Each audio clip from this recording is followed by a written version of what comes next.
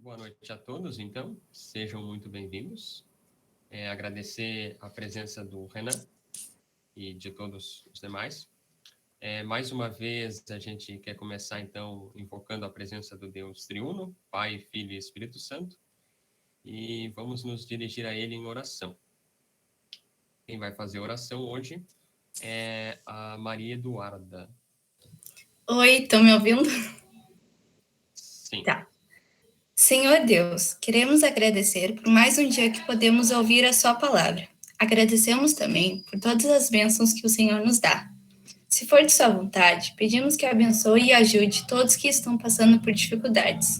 Em nome de Jesus, amém. Obrigado, Eduarda. Bom, a gente vai falar hoje com o Renan, como eu já tinha dito. Se tu quiseres te apresentar novamente, foi há pouco tempo o encontro que tu esteve aqui, mas imagino que alguns possam não conhecer, e se tu puder, então, fazer essa gentileza, se apresentar. Tranquilo. Achei o texto que eu estava procurando aqui. Bom, eu sou o Renan, tenho 27 anos, a última vez que eu falei com vocês eu tinha 26, então o tempo passa, né? Foi em agosto, não, foi em julho a nossa conversa, essa aqui o Christian me pegou meio de sopetão, assim, ele disse, quer fazer o mais sumário nessa dia 21? Eu disse, cara, tô sem assunto aqui, mas vamos lá, né? Vamos ver o que sai da manga aqui.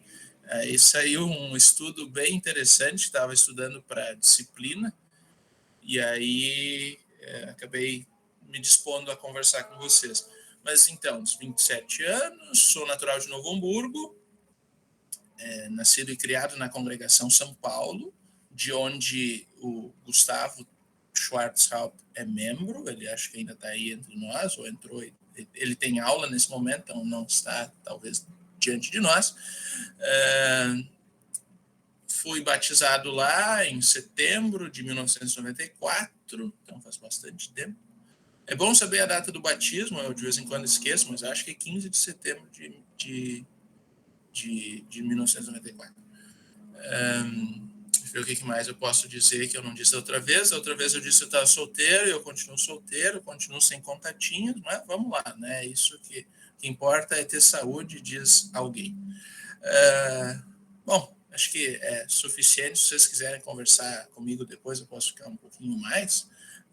Se tiver alguma dúvida, enfim, o suficiente saber que eu sou de Novo Hamburgo, estou no 6º ano do seminário, fim do ano, então me formo, se as provas permitirem, né, os professores também, a misericórdia de Deus, e aí a gente vai para algum lugar. Dúvidas teremos. Da outra vez não tiveram, fiquei preocupado. Quando não tem dúvida é porque ou não soube transmitir ou transmitiu muito bem. Eu acho que é a primeira opção, mas eu vou conversar com você sobre o tema A Sombra da Cruz no Menino Jesus.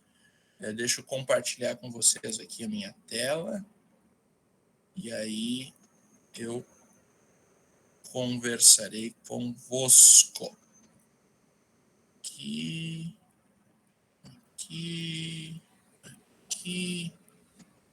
Vamos lá.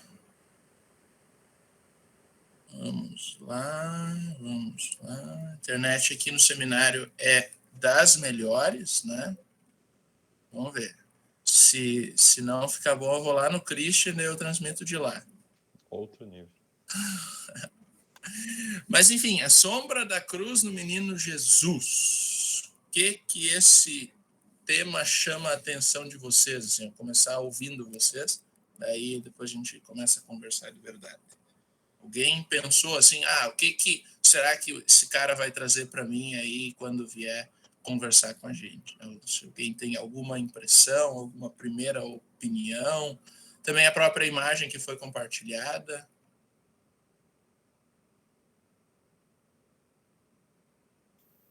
Bom, o que me veio primeiro, assim, à mente é algo, assim, com a humildade, assim, de Cristo, o lado servo dele, já desde criança. É algo que veio assim, olhando principalmente aquela imagem ali. Eu acho que para mim é aquela ideia meio triste, assim, né? Ele destinado para morrer, algo nesse sentido. Vai ser um destino meio cruel. O peso da cruz. Mais alguém?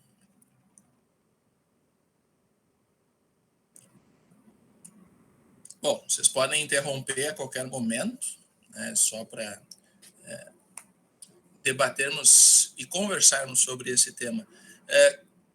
E eu vou admitir assim que eu não estava muito seguro, eu não tinha muito material para conversar com vocês, então eu acabei ampliando de uma forma que vocês vão pensar assim, nossa, mas o que isso tem a ver com o estudo do Renan? E aí eu espero que no final vocês consigam responder essa pergunta. Bah, isso tem a ver com o estudo do Renan. Então, a primeira parte da nossa conversa aqui vai ser sobre o calendário da igreja. Tenho certeza que alguém já conversou isso com vocês. Se não, cobrem de seus pastores, peçam para eles conversar sobre isso. É um tema um tanto quanto interessante. E aí veio o motivo da nossa conversa, as profecias sobre o nascimento de Jesus e o foco em Isaías 62, 10 a 12. Esse é o texto que eu estou estudando aqui no seminário para uma apresentação sexta-feira. Então, vocês vão ser as cobaias do meu estudo de sexta-feira. Então, se der errado, eu tenho até sexta para resolver. Se der certo, então eu estou tranquilo. E depois, então, depois de passar pelo estudo em Isaías 62, aí textos bíblicos lá do início da vida de Jesus, quando ele era um bebê ainda, né? E vamos olhar como a sombra da cruz estava presente, como a cruz, como o peso da cruz já estava diante de Jesus, mesmo em histórias que parecem que não têm a ver com isso. Mas vamos lá, vamos conversar um pouquinho. A primeira imagem que eu trago, essa imagem vai aparecer bastante para vocês, é justamente a imagem do ano da igreja. Né? Nós temos períodos eclesiásticos. A gente sabe que tem o período da Quaresma, o período do Pentecostes, o período do Advento, do Natal. E eu acredito que vocês saibam qual seja o primeiro ciclo do ano da igreja, ou a primeira cor, o primeiro tempo em que a igreja vive em seu calendário eclesiástico. O que acontece? O ano da igreja começa antes do ano novo.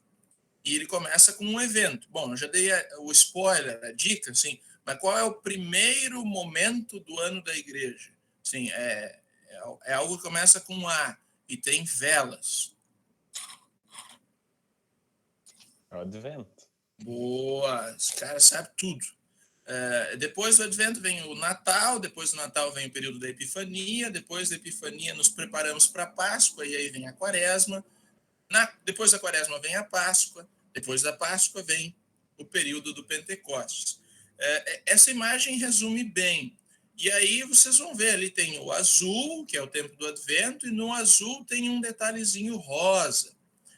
Esse detalhe rosa parece não fazer muito sentido, porque não temos rosa na nossa igreja, ou alguns nem azul têm, usam o roxo para o tempo do Advento. O roxo tem um aspecto de realeza, mas também tem um aspecto de penitência. Isso a história da igreja explica, o uso das cores tem sua função, é um tanto quanto explicativo, um tanto quanto didático, mas faz bastante sentido. Nós vamos conversar um pouquinho sobre o primeiro tempo da igreja, o primeiro período, que é o ciclo do Advento. E o ciclo do Advento, ele é um ciclo de espera, é tempo de esperar. Mas esperar pelo quê? Bom, é esperar pelo Redentor que vem.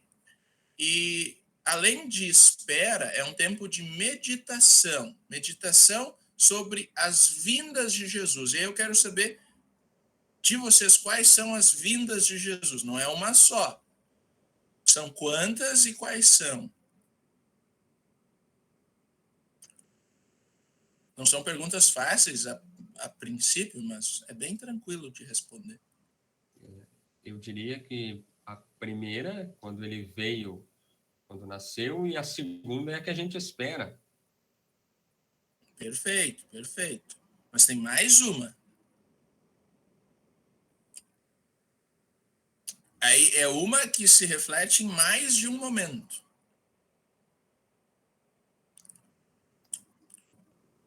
Não sei. Talvez o Pentecostes, mas daí não seria Cristo, mas o Espírito de Deus.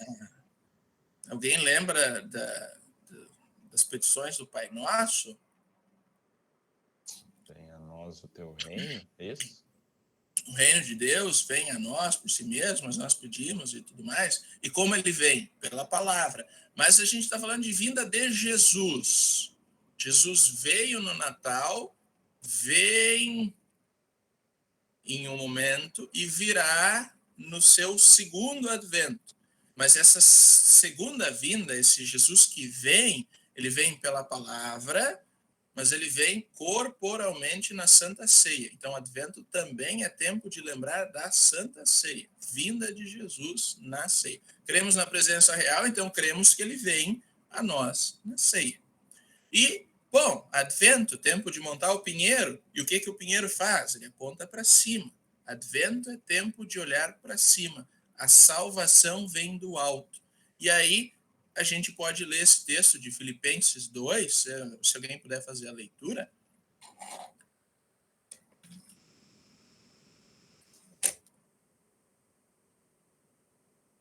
Se ninguém puder, eu leio. Posso ler, então. Tranquilo.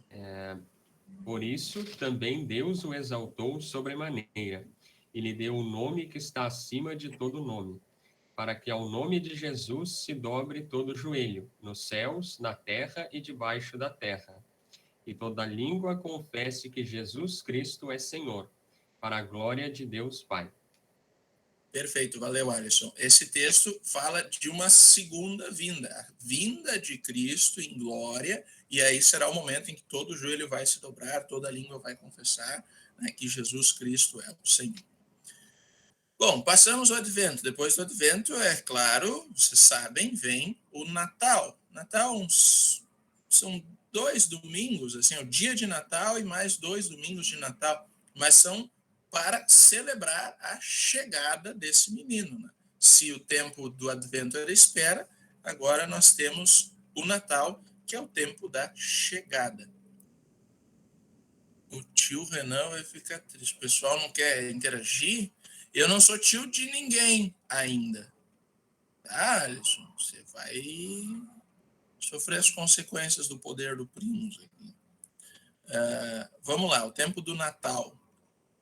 Natal, o tempo então da chegada. O menino chegou, a espera terminou. O Redentor está entre nós. E por causa da presença do Redentor, a gente tem boas novas de alegria, né? É o que cantam os anjos aos pastores.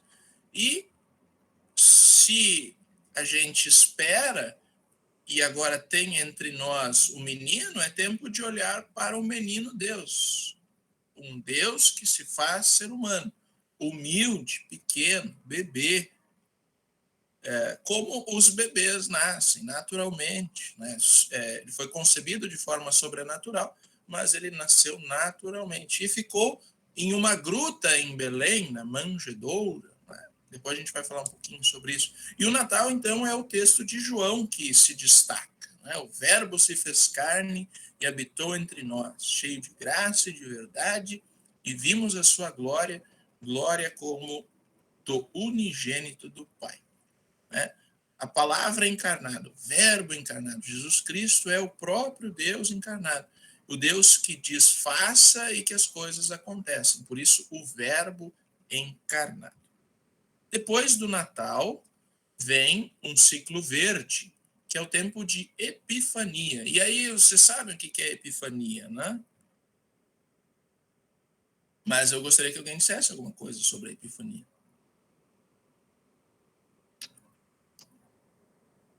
É o tempo que vocês usam para tirar férias. Tá certo também. Bom, a Epifania acontece no dia 6 de janeiro. Alguém sabe o que acontece no dia 6 de janeiro? Tem a ver com Reis Magos, porque está na imagem. Tem a ver com viajantes do Oriente. Epifania não é algo como revelação, algo assim, tipo que Cristo se revela aos gentios, alguma coisa assim, eu diria, porque os reis magos foram lá. Acho que representa assim que se revela ao mundo, algo assim do tipo. Muito bom, Alisson, muito bom. Alguém assistiu o filme dos Simpsons? Alguém lembra ainda? O filme dos Simpsons, quando o Homer vai lá para o Canadá, não, para o Alasca, daí tem aquela curandeira, e aí ele tem uma revelação, tem uma epifania. Tem a ver com revelação, e revelação justamente aos gentios, né? Os viajantes do Oriente, eles não eram magos e não eram reis. Isso é muito triste quando a gente descobre essa verdade. A gente olha para a Bíblia e diz assim, putz, não eram magos, não eram reis e não eram três. O que a gente faz? Era uma caravana. Uma caravana dificilmente tem só 3 pessoas. Vocês que são aí do Sul, vocês que fazem caravana para o Congresso da GELB, não é só com 3 pessoas, né? Muito mais gente. Então, infelizmente, para a tristeza de muitos, não eram magos, não eram 3 e não eram reis. Mas vamos ficar com o dia de reis, o dia da revelação. O tempo da Epifania mostra que a revelação de Deus, desse menino que se fez ser humano, é para todos, né? Os viajantes do Oriente conhecem os viajantes do Oriente conhecem as estrelas e eles reconhecem nas profecias que nasceria alguém, nasceria um rei, o Redentor de Israel, e eles vão até a casa de Jesus. Jesus já tinha uns 2, 3 anos quando os magos o visitam. A pergunta do Christian ali, qual que era? Então não existiam magos? Depende do sentido, tipo, magos igual Harry Potter, tu acha que esses caras eram assim? Bom, isso de fato não são. Eles olhavam as estrelas, né? Eles eram astrólogos, não, astrônomos. E o tempo de Epifania, além de revelação, é um tempo de chamado. Não sei se vocês sabem aquela música de cor, Pedro, Tiago e João num barquinho. Aquele texto, né, esse chamado de Jesus, hoje vou fazer vocês pescadores de homens ou de gente, um tempo, é lido na Epifania, é um tempo de chamar e enviar, chamado para seguir a Jesus e esse envio para proclamar a sua palavra. E esses são os últimos ecos do Natal, né? A Epifania ainda lembra situações assim do menino Jesus, coisas que a gente vai conversar um pouco mais para frente. E aí o texto da Epifania, o texto de Mateus 2, e perguntavam onde está o recém-nascido rei dos judeus, que vimos a sua estrela no Oriente e viemos para adorar. Olha, eles não estavam em Belém, eles estavam no Oriente. Eles foram conduzidos até Jesus. Depois da Epifania vem a Quaresma. E a Quaresma é um tempo mais contemplativo, um tempo de meditação, é um tempo de preparação para a Páscoa, né? E para os benefícios da Páscoa. Sem a Páscoa, a Quaresma não faz sentido, assim como qualquer outro tempo da igreja não faz sentido sem a Páscoa, sem a Sexta-feira Santa, especialmente, e o domingo de Páscoa. Mas a Quaresma é o tempo do caminho para a cruz. Então, de fato, são momentos trágicos no ministério de Jesus que apontam necessariamente para a necessidade da cruz. Não sei quem esteve no culto final de semana, mas o texto dizia, a segunda vez que Jesus fala sobre a sua morte e ressurreição, especificamente sobre sua morte, mas o tempo da Quaresma sempre olha para a cruz, sempre olha para o ministério de Jesus e especialmente para a cruz. E por causa da cruz é um tempo de arrependimento, é um tempo de lembrar do nosso batismo e como isso faz diferença na nossa vida, né? A nossa identidade, que é mudada pelo batismo, ela lembra que nós somos crucificados com Cristo e porque Cristo foi crucificado em nosso lugar, temos o perdão. Então, é um reconhecimento do nosso pecado, é o nosso pecado que leva Jesus à cruz, mas a cruz de Jesus nos garante o perdão. E é, então, um tempo de preparação para a Páscoa.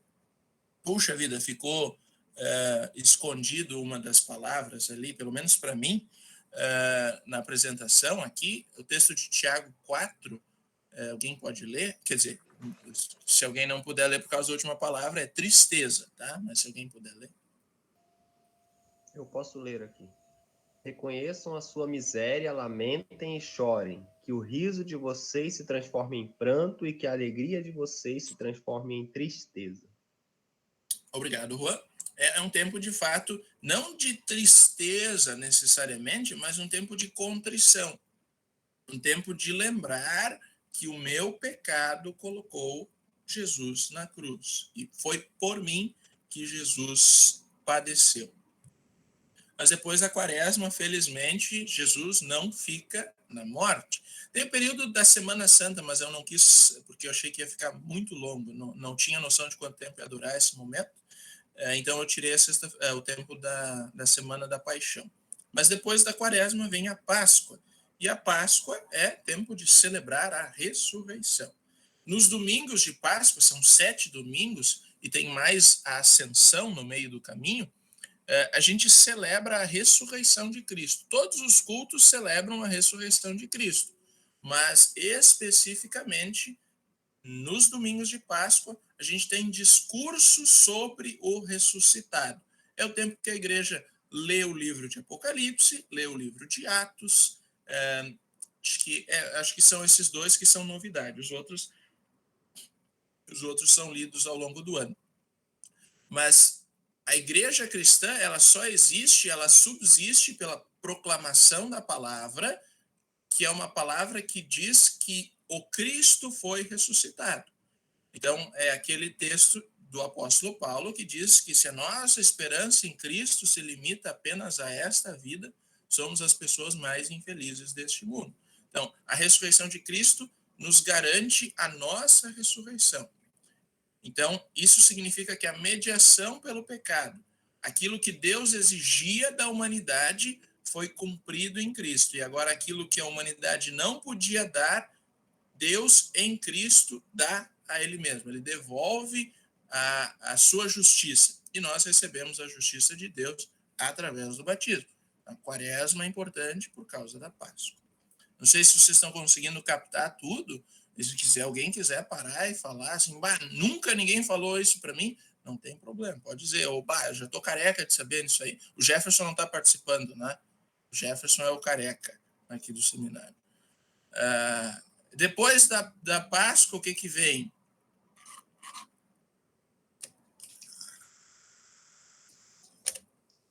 Pentecostes. Boa. E o que é o tempo de Pentecostes? Essa imagem pode nos ajudar um pouquinho.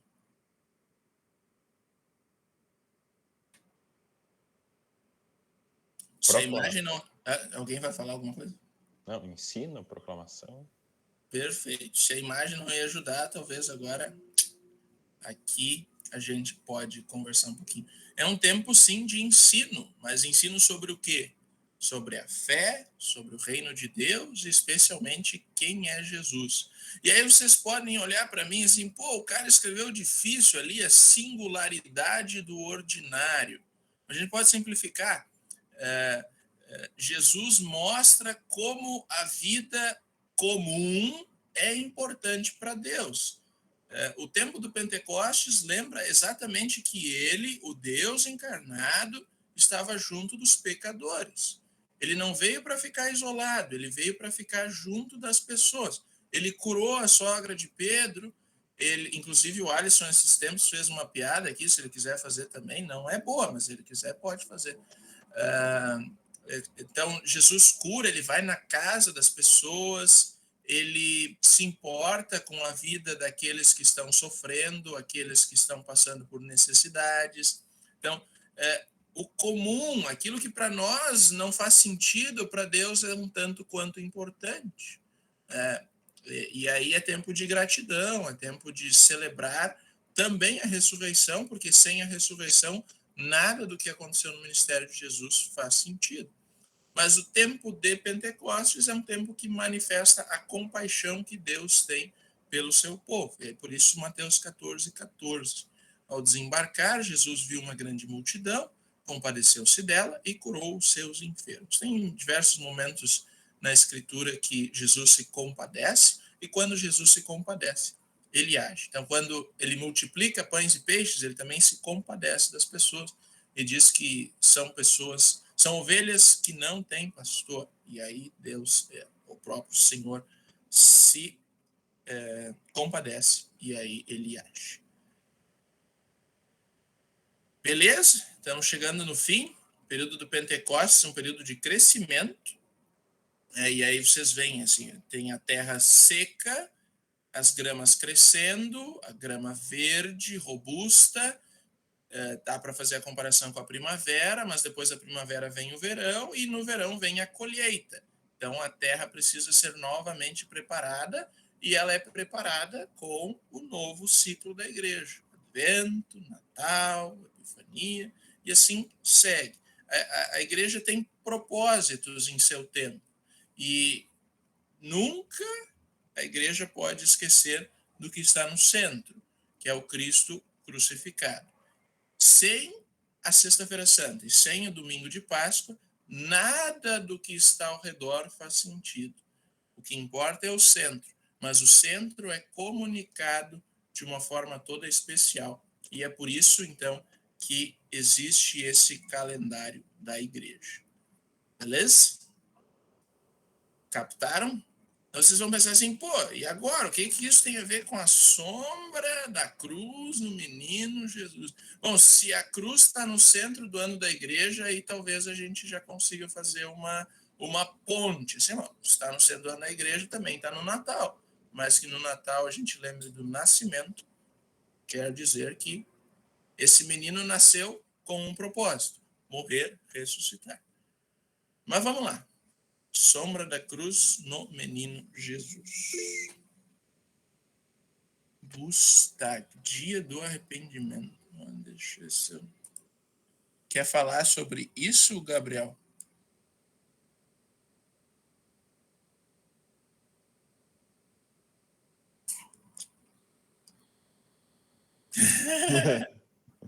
Tudo bem. Mas então, o dia do arrependimento. Deve ser um pouquinho antes da ascensão, né? A ascensão é 40 dias depois. Ah, não, é depois ainda. 3 semanas é. O Bustar ele é na palavra pomerana, né? Bustar. Só eu não vou explicar porque eu não sei direitinho, mas é isso aí. Tranquilo. 15 dias antes da ascensão. Não, sempre é tempo de arrependimento, né? Talvez faça menos sentido na Páscoa, porque Páscoa é tempo de festa, tempo da ressurreição. Mas, enfim, sempre, todos os nossos cultos nós confessamos os nossos pecados a Deus, né? Então, sempre é tempo de viver o batismo, sempre é tempo de arrependimento, sempre é tempo de anúncio de perdão. Mas então, vamos lá. Seguimos. Agora a gente está quase chegando no tema do estudo. Antes disso, eu preciso falar de algo que vocês já devem saber bastante, especialmente o programa de Natal está cheio disso. E aí eu vou falar um pouquinho sobre as profecias sobre o Salvador, o caminho a ser preparado, né? O Advento, que a gente fala mais uma vez sobre o Advento, mas de uma forma um pouco diferente. A primeira profecia sobre a vinda de um Salvador, vocês devem saber, é Gênesis 3,15, quando, depois do pecado, Adão e Eva recebem a promessa de salvação. E aí o texto é bastante claro, se alguém puder ler.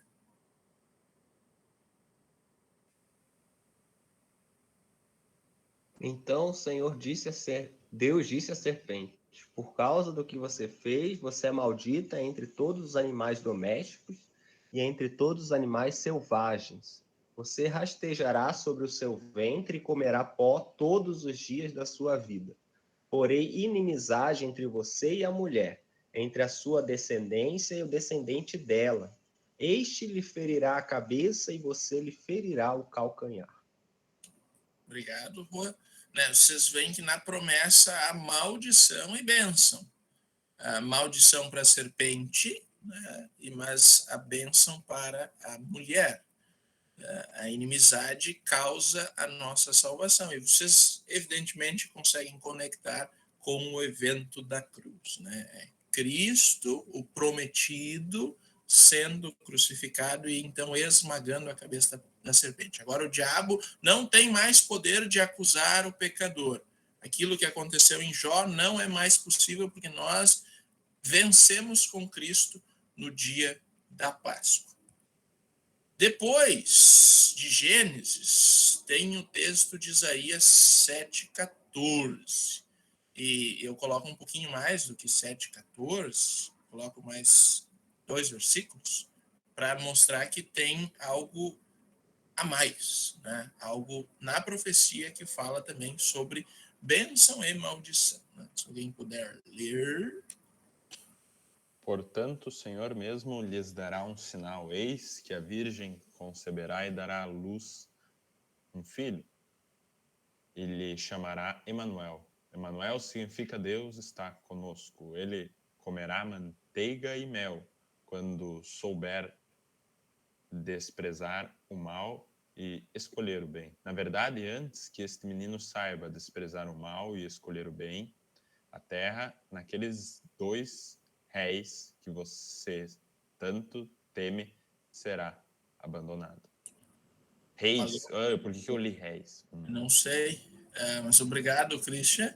Né? Só para mostrar, assim, a profecia tem a ver com Jesus? Tem, mas ela tem a ver com algo que vai acontecer também com o povo de Israel naquela circunstância. Então, a terra dos reis, Judá, né, e Jerusalém, Israel e Judá vão ser consumidos, vão ser abandonados. Né? Isso de fato acontece. O povo de Deus é exilado. Há sofrimento, porque eles são tirados da sua terra. Mas haverá um sinal: a virgem conceberá e dará à luz um filho. Sobrenatural. Né? Sempre que é profecia, existe um elemento sobrenatural. Algo que é incomum e que exige fé, né? Exige esperança, exige confiança. E, então, ação de Deus. Além desse, tem o texto de Miqueias. Esse é bastante lido também.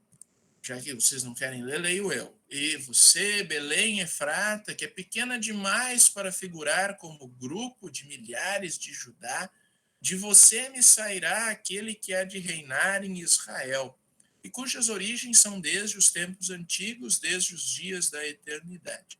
Portanto, o Senhor os entregará até o tempo em que a que está em dor estiver dado à luz.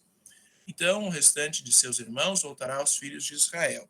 Ele se manterá firme e apacentará o povo na força do Senhor, na majestade do nome do Senhor, seu Deus. Apacentar lembra o quê?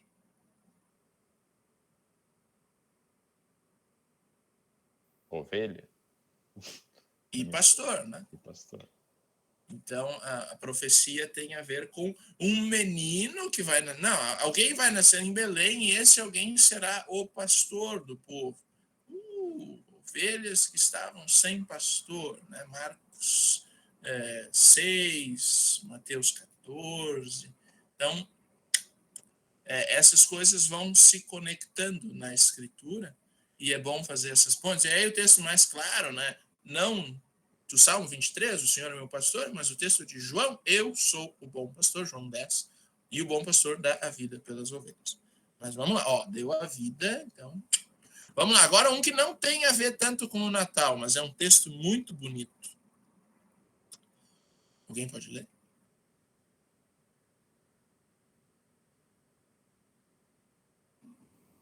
Pois eis que vem o dia, queimando como fornalha, todos os soberbos e todos os que praticam o mal serão como a palha.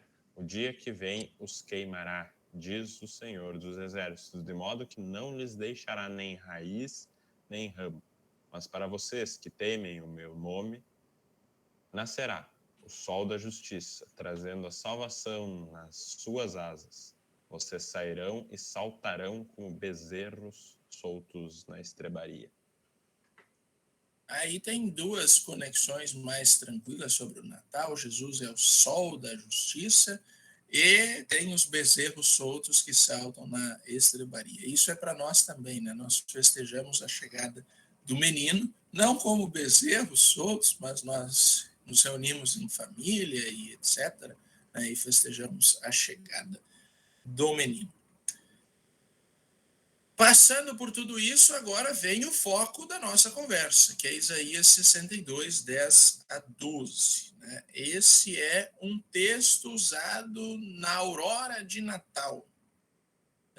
A aurora de Natal é um dos momentos do Natal.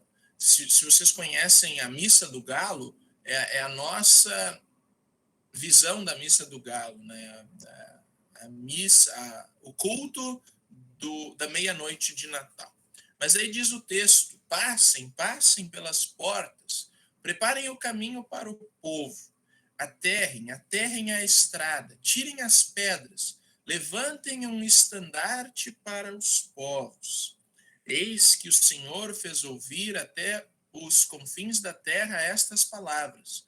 Digam à filha de Sião: eis que vem o seu Salvador.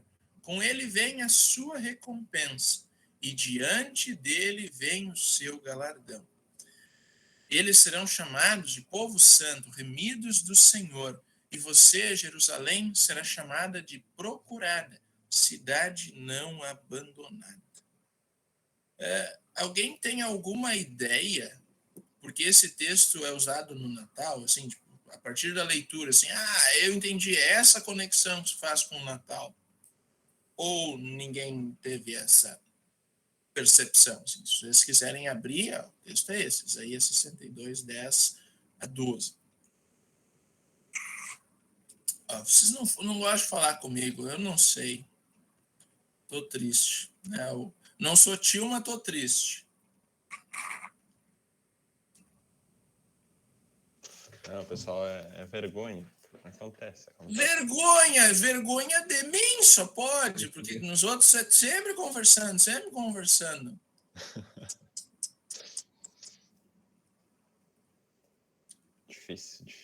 Difícil.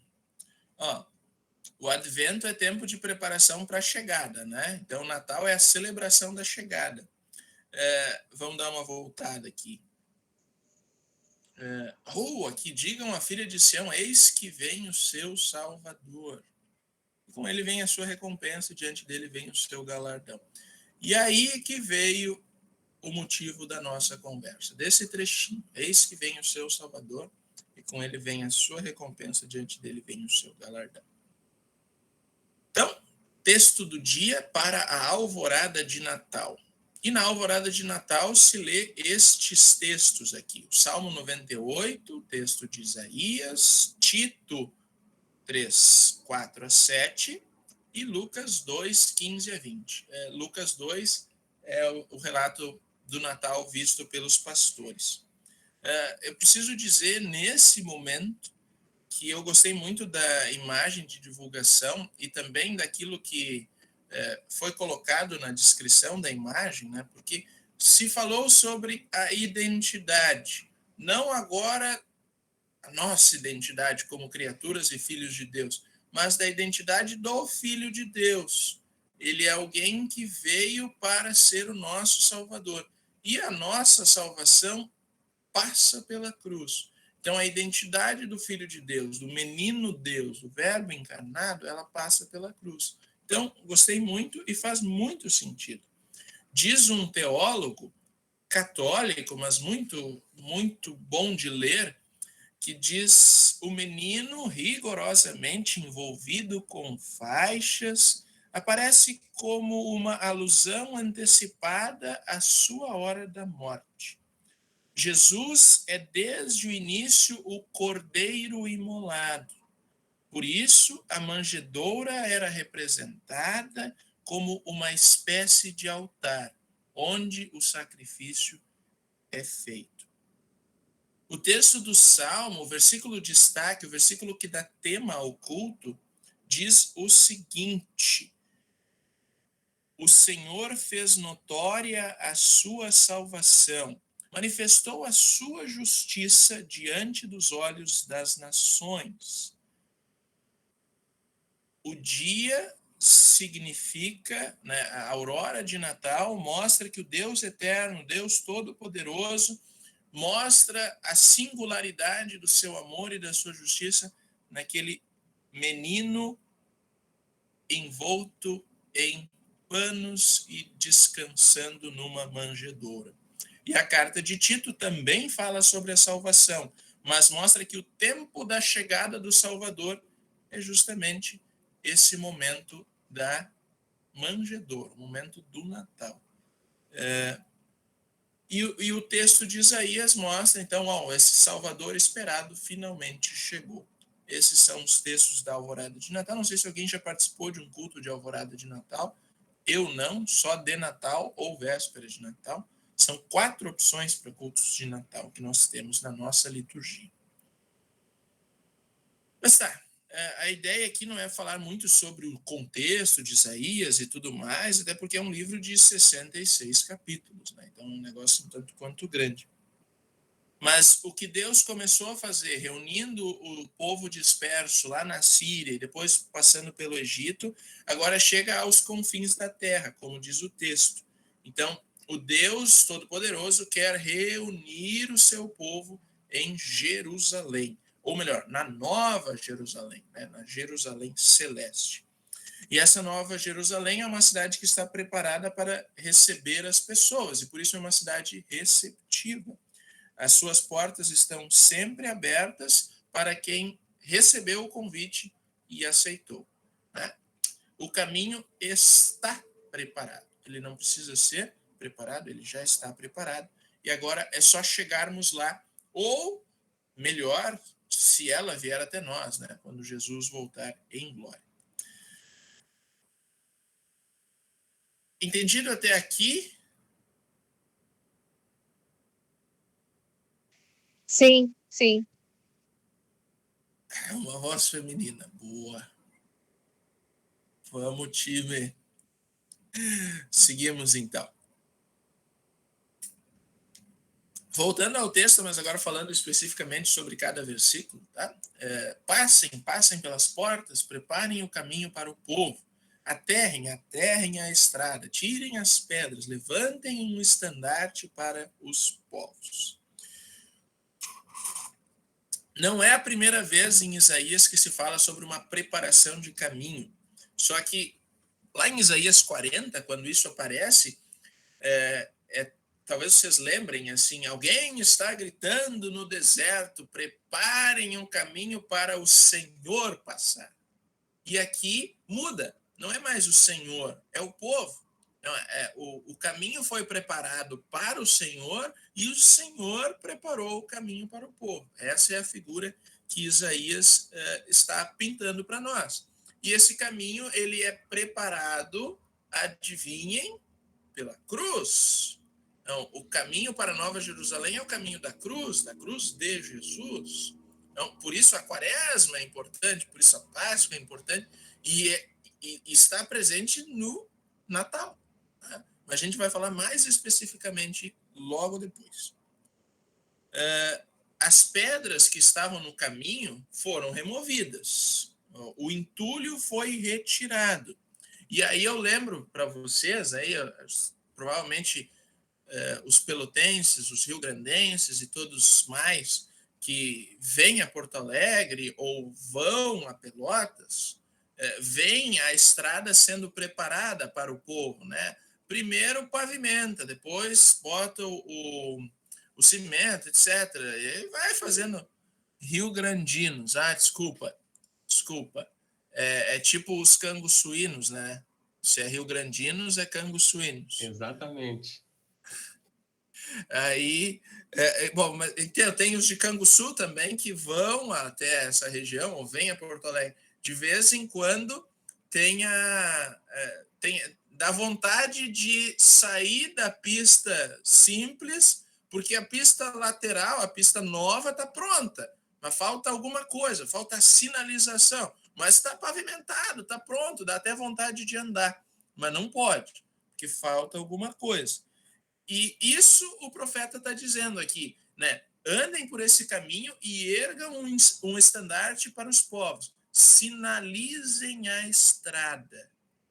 E como se sinaliza a estrada? Bom, com um estandarte. No Antigo Testamento, um estandarte.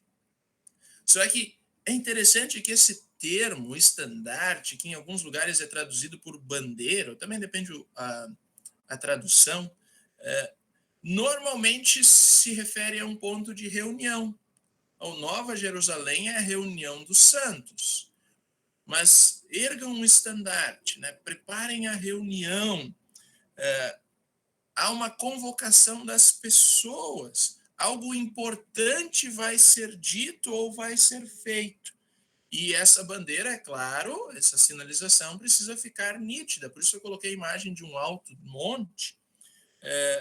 Essa bandeira precisa ser hasteada, ela precisa ser enxergada pelos que vêm.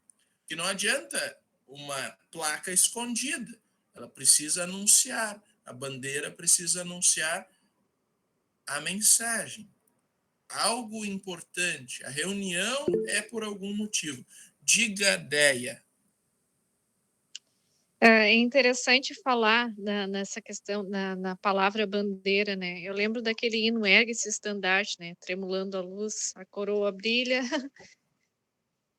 E num período que a gente vive, em que as pessoas têm orgulho de levantar tantas bandeiras, né? Defenderem tantas bandeiras, e em que a gente vê nesse estudo que a gente tem uma bandeira para levantar, né? E tá dito. E muitas vezes a gente acha que a gente pode se omitir ou simplesmente passar pelo mundo sem levantar essa bandeira, porque a gente ainda é parte desse plano de Deus, né? No caso, o caminho ainda não acabou, né? O nosso caminho até o céu não acabou. Aqueles que já nos precederam na morte, né? Mas a gente ainda está aqui, então é importante que se fale isso, que se pense em relação a essa bandeira, a esse estandarte que muitas vezes a gente se omite, né, sem nem perceber. É só um adendo assim, ao que tem sido falado. Muito obrigado pelas palavras, exatamente. Temos uma bandeira também a ser levantada, e essa bandeira é uma bandeira que nenhum outro consegue levantar, né? Porque é a bandeira da salvação. O Senhor é a nossa bandeira, Êxodo 17, 5. Mas, enfim, se a gente está falando de reunião e a gente está falando da sombra da cruz no menino Jesus, a gente precisa pensar na reunião que tem a ver com o Natal, né? A gente monta o nosso presépio que, em torno do menino, mostra uma reunião. Há uma reunião para adorar o rei, para ver a boa nova de salvação, um anúncio importante que, na verdade, é um menino humilde envolto em faixas. E a gente pode pensar nos pastores, ou fugindo da linha do tempo, aquilo que eu já disse dos magos, que não eram magos e não eram 3. Então, tem eles também que vêm. Eles vêm a esse anúncio de Deus, eles vêm quando a boa nova está visível, está encarnada, está manifestada em um menino. Então, reunião em torno do menino. Mas a reunião em torno do menino, ela só é possível por causa de uma reunião muito mais obscura e um tanto quanto incomum, mas eu até diria nojenta aos olhos humanos, que é a reunião em torno da cruz. Em torno da cruz há uma reunião, alguém erguido fora da cidade para ser visto, para ser humilhado, mas em nosso lugar, né? A reunião em torno da cruz existe por nós. Em Cristo, no Cristo crucificado, Deus chamou para si todas as nações do mundo. E na cruz a gente não tem uma imagem tão bela quanto na manjedoura, mas a reunião é o mesmo motivo. Existe esperança. Existe esperança para aqueles pastores naquele menino. Existe esperança para nós, naquele menino que se tornou um homem e que morreu em nosso lugar. Reunião tem a ver com esperança. Bandeira na Bíblia, esperança. Boa nova de salvação. Notícia importante. E bandeira se conecta lá com um outro texto de Isaías que fala da raiz de Jessé, né, pai de Davi. E essa raiz é o estandarte. E para essa raiz, para esse estandarte, as nações correrão. Todo joelho se dobrará, toda língua confessará que Jesus Cristo é o Senhor. Mas isso é na vinda de Cristo. Nova Jerusalém. O rei messiânico, o rei de Israel, o nosso rei, ele foi erguido. E em torno dele se reuniram todos os povos. O sinal foi colocado, a bandeira foi erguida. A proclamação da Boa Nova continua acontecendo. É o Deus que veio, que virá, mas vem pela palavra e pelo sacramento. O nosso culto, nosso momento celebrativo da vitória do Cordeiro conecta a antiga Sião com a igreja do Novo Testamento, que somos todos nós, com a igreja celeste.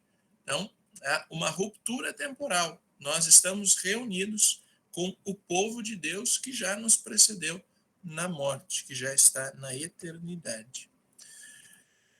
Vamos para o próximo versículo, né? O texto diz: eis que o Senhor fez ouvir até os confins da terra estas palavras, digam à filha de Sião, eis que vem o seu Salvador, com ele vem a sua recompensa e diante dele o seu galardão. A redenção está por chegar, mas no texto lá do Antigo Testamento, em hebraico, original, tem uma palavrinha que diz que o Redentor está aí, está diante de vocês. E por isso o texto é usado para a aurora de Natal. Então, a salvação está com vocês, está diante de vocês. Isaías está vendo o futuro diante dos seus próprios olhos. É algo que vem depois, para Isaías. Para nós já veio, mas ele descreve como se estivesse vendo o próprio presépio, se ele fosse o pintor daquela imagem que eu coloquei para vocês. Mas essa promessa de libertação, essa promessa de salvação que chegou para Isaías, chegou para o povo de Israel, ela continua chegando a todos que estão exilados, distantes de Deus, através da sua proclamação, através da proclamação da palavra, através do anúncio do evangelho, que chega até os confins da terra. E essa mesma promessa continua chegando a nós. Esse mesmo Salvador continua diante de nós. E ele chega, ele vem até nós com palavra e sacramento. Proclamação do evangelho, pregação e santa ceia. É o Deus, o Redentor, o Salvador, que constantemente vem até nós. E que certamente virá em glória no dia do Senhor. Aí a gente vai conhecê-lo face a face. Mas esse caminho preparado, esse caminho que foi onde as pedras foram removidas, que o Senhor passou, o povo também passa. Só que quem conduz esse povo, quem apacenta esse povo é o bom pastor. Então, o pastor caminha junto. O bom pastor caminha junto. O Redentor que veio caminha junto com o seu povo. E junto com esse Salvador que está vindo, vocês prestaram atenção, vem a sua recompensa. E o próprio povo, nós somos a recompensa, né? A gente vê isso no texto de Isaías 53, mas a gente vê especificamente no texto de Hebreus, eu vou colocar daqui a pouco, mas nós somos a recompensa prometida ao Filho de Deus. A nossa vida eterna é a recompensa dada ao Cristo crucificado. Ele nos recebe no céu como sua recompensa. Olha só como é grande a mensagem do profeta Isaías. E por isso a gente consegue ver na cruz, ou melhor, no menino Jesus, os ecos da cruz. Por mais que a gente esteja olhando para um tempo de Natal, a gente já consegue ver a cruz na sombra do menino. A obra do servo que precisa ser realizada. A salvação precisa ser conquistada, e ela, para ser conquistada, precisa de sangue, precisa de morte, precisa do pagamento pelo resgate. E é por isso, então, que a sombra da cruz já está sobre a manjedoura, descansando sobre a manjedoura. E vocês, claro, sabem que alguém só recebe uma recompensa, só recebe um prêmio, se ele executa alguma coisa. Então, a obra do Senhor é essa obra de redenção, é a obra da cruz. E somente pela cruz ele tem alguma recompensa. E é por isso que eu trago o texto de Hebreus. Gostaria que alguém fizesse a leitura.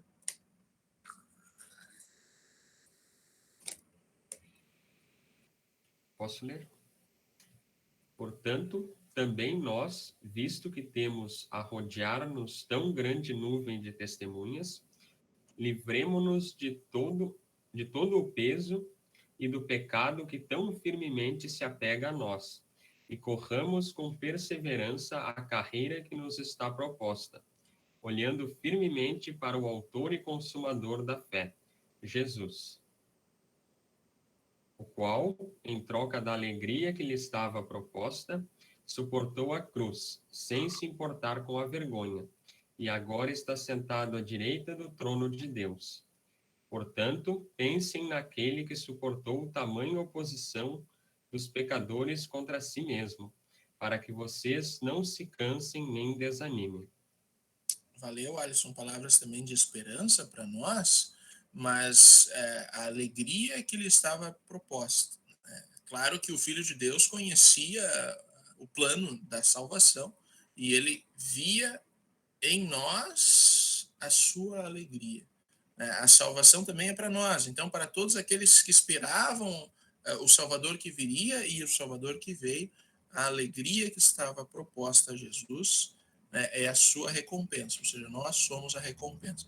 Nós somos o tesouro precioso que Deus vem resgatar. O último versículo do texto, mas a gente ainda está longe de acabar. Não, longe não. Está mais ou menos no segundo terço. Eles serão chamados de povo santo, remidos do Senhor, e você, Jerusalém, será chamada de procurada cidade não abandonada. O povo aqui só vai poder ser chamado de povo santo porque Deus estará o santificando. A presença do Salvador que está vindo vai santificar esse povo. É a presença de Deus que nos santifica. E o mesmo povo que no resto do livro de Isaías se lamentava pelo abandono, e a cidade que chorava pela solidão, agora não vai mais ser chamada de procurada e não vai ser mais abandonada. E o que importa para nós pensar que o jeito que esse texto é construído, parece que há barulho de pegadas na cidade. Então é uma cidade que tem habitantes, que tem comércio, que tem vida. Uma cidade que estava abandonada, agora foi rejuvenescida. Ela passou por um processo de transformação. Nova Jerusalém, cidade lotada de pessoas. E aí eu trago um dos textos que eu estudei para construir esse estudo, né? Os 4 termos usados: povo santo, redimidos do Senhor, procurar, cidade que não é abandonada, são termos que se relacionam. O resultado final de toda a obra de Deus em nosso favor não é um estado ou condição nosso, mas um relacionamento com o próprio Deus. Relacionamento de aceitação, de redenção e de santidade. Então, fazendo aquele contraponto com a desolação inicial, a visão do profeta encerra mostrando uma cidade renascida, repovoada e com portões sempre abertos, que conectam a cidade com todos os cantos do mundo. A mensagem chegou aos confins da terra, e nessa cidade, crentes de todos os tempos e de todos os lugares viverão, sendo mantidos pela glória e pela misericórdia de Deus. As pessoas que andam pela estrada até a cidade são chamados de povo santo, ou também os redimidos do Senhor. Essa santidade está fundamentada na justiça, na salvação e na glória do próprio Deus, conforme descrito nos 2 primeiros versículos deste capítulo. E aí, se vocês quiserem ler Isaías 62, 1 a 2, mas não por agora. Eu digo para vocês que por causa da cruz, por causa da sombra da cruz no menino Jesus, vocês já têm o perdão. Vocês podem buscar aquilo que por todo o tempo a igreja buscou, o perdão e o consolo. O mundo todo espera por perdão e consolo, mas no menino que já tinha a sombra da cruz sobre a sua manjedoura, ali vocês têm o Deus que sustenta vocês, aquele que cobre vocês com um alvo manto, com a sua própria santidade. Ele livra vocês da maldição do pecado, da culpa e de tudo mais, para que vocês possam viver vidas santificadas. E isso só é possível por causa do servo, lá de Isaías 53. O texto de Isaías ele é um tanto quanto cíclico, então a gente está olhando para o nascimento depois de já ter passado pela morte, mas isso não tem problema. A morte só faz sentido porque alguém nasceu, e esse nascimento tem conexão com a cruz. Mas agora eu estou chegando no terceiro momento dessa nossa conversa, né? Eu mostrei que seriam 3 momentos, então esse é o terceiro momento. E agora é um tanto quanto mais dinâmico, assim, é uma apresentação de textos, e nesses textos eu faço um pequeno comentário. Continuamos com relatos do menino Jesus. Aí eu só destaco para vocês que o texto de Mateus 1, 18 a 25, é o Natal pelo lado do pai, o José, né? O pai humano de Jesus. Eu preciso dizer o seguinte, se alguém puder ler, é isso que eu tinha que dizer, se alguém puder ler o texto. Enquanto ele refletia sobre isso, eis que lhe apareceu em sonho um anjo do Senhor, dizendo: José, filho de Davi, não tenha medo de receber Maria como esposa, porque o que nela foi gerado é do Espírito Santo. Ela dará à luz um filho, e você porá nele o nome de Jesus, porque ele salvará o seu povo dos pecados deles. Valeu, Christian. Talvez pareça não fazer muito sentido e é um tanto quanto peculiar, mas assim, ele salvará o seu povo dos pecados deles. 2 destaques que precisam ser dados. Salvar o povo do pecado. Salvar envolve pagamento, salvar envolve morte. Mas o detalhe que eu preciso destacar com vocês é ele salvará. Quando o texto original, o texto grego usa pronome, e aqui nós temos um pronome, quando o grego usa, significa que somente ele salvará o povo dos pecados. A promessa do anjo a José mostra que somente Jesus pode salvar o povo dos seus pecados. Não é o que Paulo vai dizer depois. Não, o anjo já diz, não é novidade. Paulo não inventa nada novo. Os profetas anunciam alguém específico que vem, e Mateus faz essa sacada. Ele, somente ele, salvará o povo dos pecados deles. Então, para perdoar alguém, texto de Colossenses e o texto de Hebreus vão dizer que precisa haver sangue. A redenção exige sangue. Lá em Levítico, Deus coloca isso. Então, Hebreus mostra que pelo sangue do Filho de Deus, os nossos pecados são perdoados. E quando Jesus recebeu esse nome, Jesus, o Calvário, a cruz, se tornou parte da identidade dele. A sombra da cruz recaiu sobre o berço e foi coberta pelo nome Jesus. É algo extremamente pequeno, mas maravilhoso. A sombra da cruz já está naquele menino que descansa em uma manjedoura. Aqui ainda nem descansa, né? Aqui ele está sendo prometido, mas a sombra da cruz já está no menino prometido. A gente viu em Isaías, agora a gente vê em Mateus. Depois a gente vê o Natal pelo lado de Maria, que é Lucas 2, 1 a 7. E, bom, aí fica bem mais claro, né? Então Maria deu à luz o seu filho primogênito, enfaixou o menino e o deitou numa manjedoura, porque não havia lugar para eles na hospedaria. E agora, o detalhe dito lá no início do estudo de Isaías, o enfaixar o menino. Vocês não acreditam, assim, não, o Renan está falando bobagem, assim, não tem nada a ver o lençol na manjedoura. Mas vamos olhar para o texto lá da crucificação, ou melhor, o momento da morte de Jesus.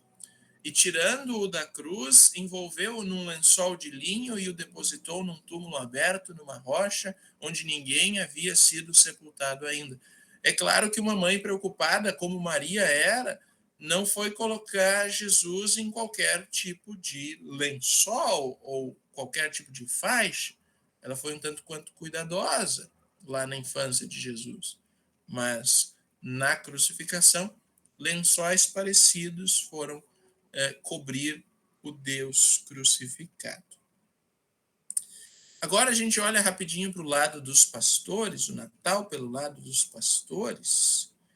Aí a gente vê eis que vem nova de grande alegria, né? Texto lá de Lucas. Mas aí alguém pode ler? O anjo, porém, lhes disse: Não tenham medo, estou aqui para lhes trazer boa nova de grande alegria que será para todo o povo.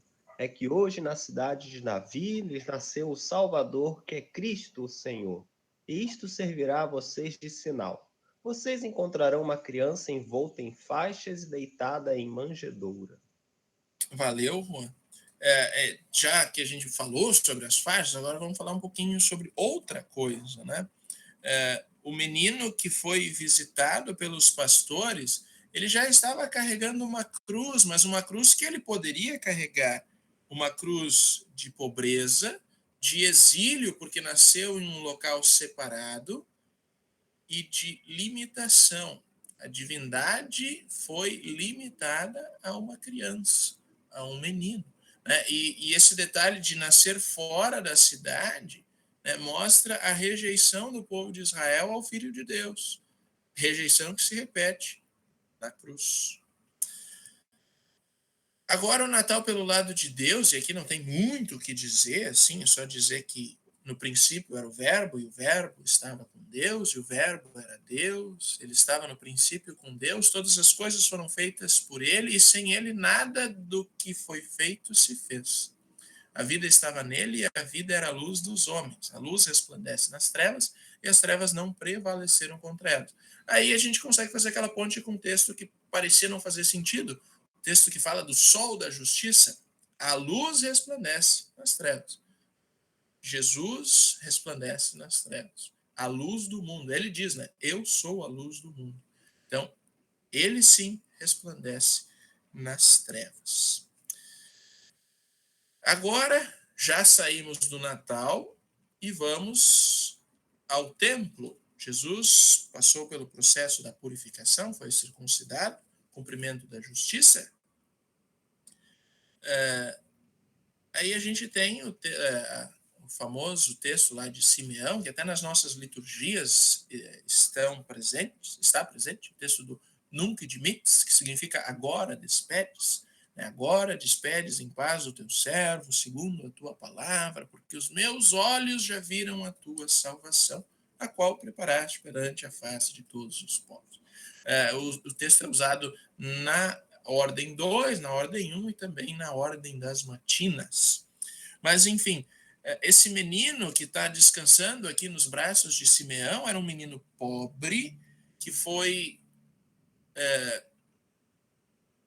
criado em um ambiente de pobreza e que fez uma oferta de pessoa pobre. E nessa pobreza, nessa humildade, nesse menino, Simeão descobre as riquezas que não são do mundo, as riquezas que são do próprio Deus. O Espírito havia revelado que ele conheceria o Salvador, e de fato, por conhecer o Salvador, ele manifesta através desse cântico, através dessa exultação acerca do menino Jesus. Diz o texto, Simeão os abençoa. Isso aqui já é mais na despedida, né? Então ele já tinha conhecido o Salvador e agora estava despedindo o pai e a mãe e o menino. Simeão os abençoou e disse a Maria, mãe do menino: eis que este menino está destinado tanto para a ruína como para a elevação de muitos em Israel, e para ser alvo de contradição, para que se manifestem os pensamentos de muitos corações. Quanto a você, Maria, uma espada atravessará a sua alma. Que mãe não sofre ao ver o seu filho morrendo? Então, aqui há uma profecia justamente, você, Maria, testemunhará a morte do seu filho, a morte do Filho de Deus, a morte que vai causar a redenção da humanidade. No menino Jesus, a sombra da cruz já está sendo projetada. Aqui já acontecia um fato da cruz, mesmo antes dos bracinhos daquele bebê poderem se abrirem em forma de cruz. Mesmo antes disso, a cruz já estava com o pequeno Jesus. E agora, os últimos slides, falando da visita dos viajantes do Oriente, dia de Reis. Aqui tem uma imagem boa, uma caravana que tem 3 que se destacam porque são 3 os presentes que são trazidos, né? Ouro, incenso e mirra. E aí é certo que vocês sabem, ouro é a realeza, o incenso é a divindade e a mirra é 3 reis magos no Oriente a sós, né? Quem conhece essa música lá? Tem que mandar ler a Bíblia, esse autor tem que ler a Bíblia, né? O povo precisa de Bíblia. Mas o que diz o texto, né? Depois de ouvirem o rei, olha só, os magos partiram. Aí vem o problema da tradução, né? Os magos, que magos! Eis que a estrela que viram no Oriente ia diante deles, até que chegando parou sobre onde o menino estava. E vendo eles a estrela, alegraram-se com um grande e intenso júbilo. Entrando na casa, viram um menino com Maria, sua mãe. A casa não estava mais na estrebaria, né? Prostrando-se, o adoraram e, abrindo os seus tesouros, entregaram-lhe as suas ofertas, ouro, incenso e mirra. E aqui, é claro, mirra é a mesma que é usada para o sepultamento de Jesus. Alguém pode ler João 19, esse texto eu não coloquei, foi esse texto que eu falei que estava faltando.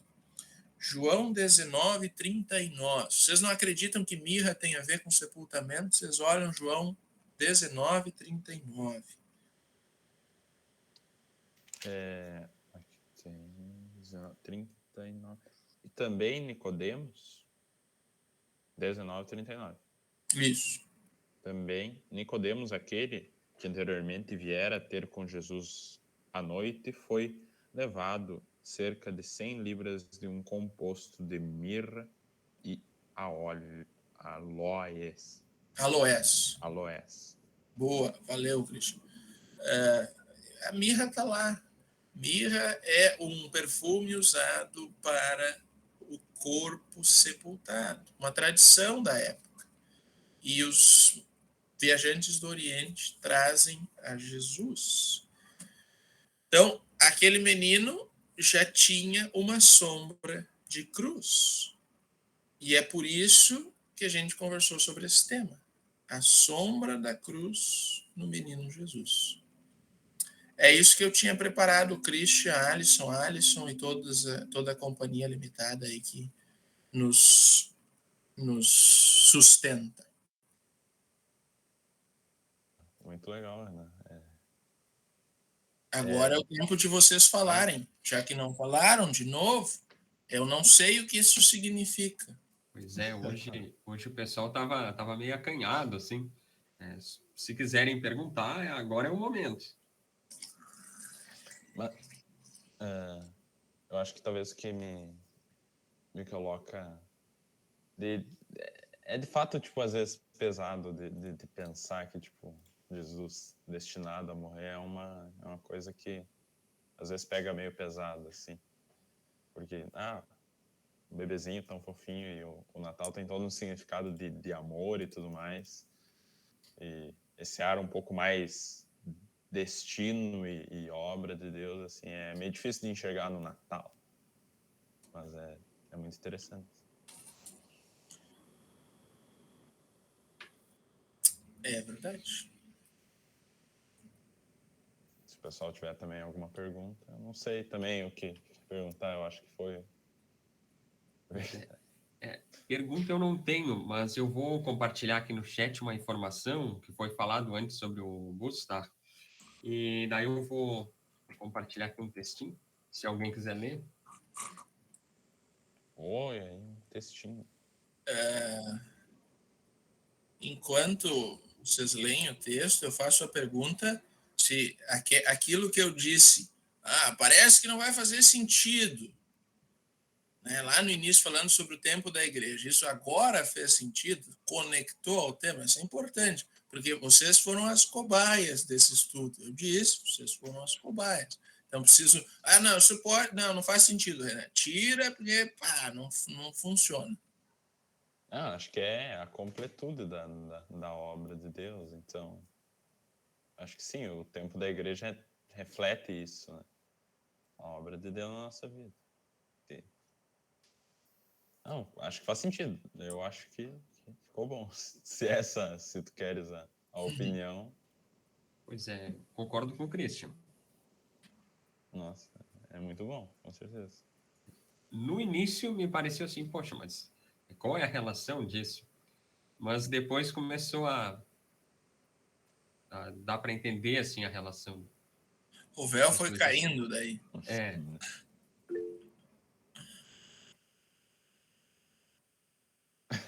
O Alisson enche a bola dos caras, não dá para confiar nele, não. Ele é um marqueteiro. Peraí, deixa eu fechar aqui. Teve um professor que... O Renan vai lembrar quem foi, que ele tem memória melhor. Mas tem um professor que, num sermão lá do seminário, fez relação com da madeira, esqueci agora a palavra, acho que Jesus, né? Esqueci a palavra. Manjedoura, isso. Da madeira, da manjedoura com a cruz, né? Com o madeiro, né?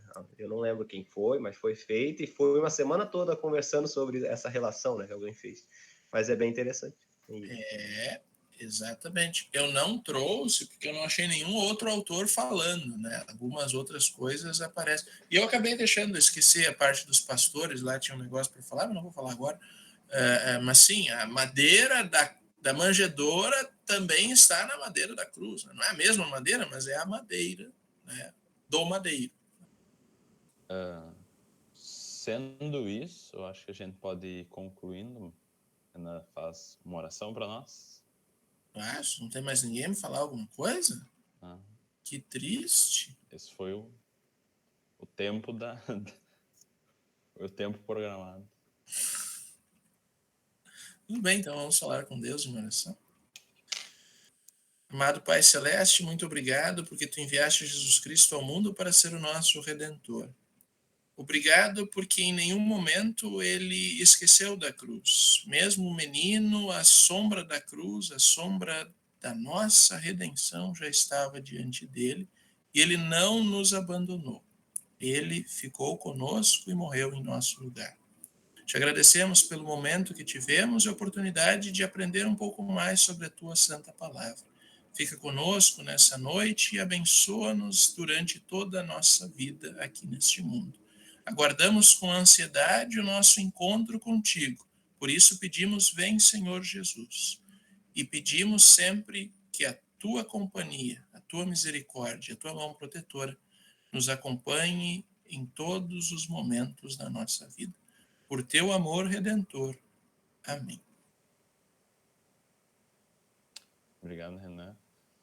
Só, agora antes se a gente vai se despedir, talvez vamos tirar o print, se o pessoal puder abrir E a câmera. eu autorizo também no chat. E eu autorizo no chat para a gente fazer a publicação no YouTube.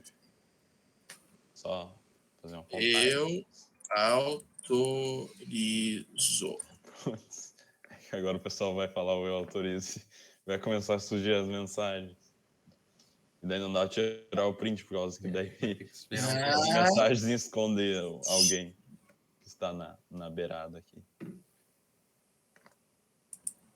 Mas sendo isso, tirar o print Luiz. Tirar em 3, 2, 1. Era isso. De avisos, eu acho só... eu acho. Agora tem mais gente abrindo a câmera. O Luiz fechou.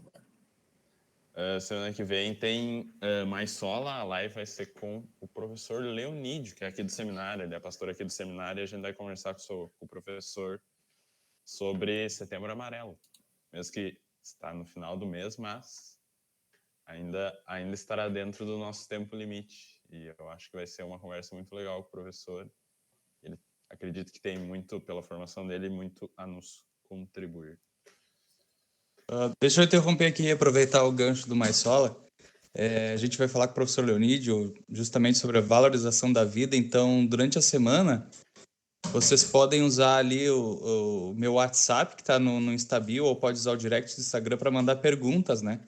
Porque a gente vai falar sobre valorização da vida numa perspectiva tanto clínica, né, pela especialização do professor Leonídio, como também pastoral, né, uma visão cristã e pastoral da parte dele. Então, quem quiser fazer sua pergunta ou trazer comentários, né, em especial a esse mês que a gente está atravessando, que é o setembro, que a gente lembra o Setembro Amarelo, valorização da vida, então, tá? Mas é quinta que vem. Tá? Não é nesta quinta que vem, tá? E semana que vem, Christian, o Mais Sumário é com quem? Peraí. Lucas? Pastor...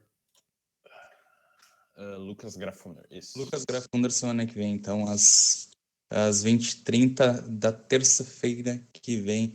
E eu tô deitadinho aqui, Renan, que eu não tô assistindo muito legal, mas, cara, sempre muito bom, cara. Sempre muito bom te ouvir. Sempre que dá, eu gosto de tomar um mate contigo, porque depois do Christian, tu é o mais inteligente aqui do seminário. Pô, cara. Não, cara, tu é o cara. O cara é muito bom, cara. Sempre muito bom mesmo.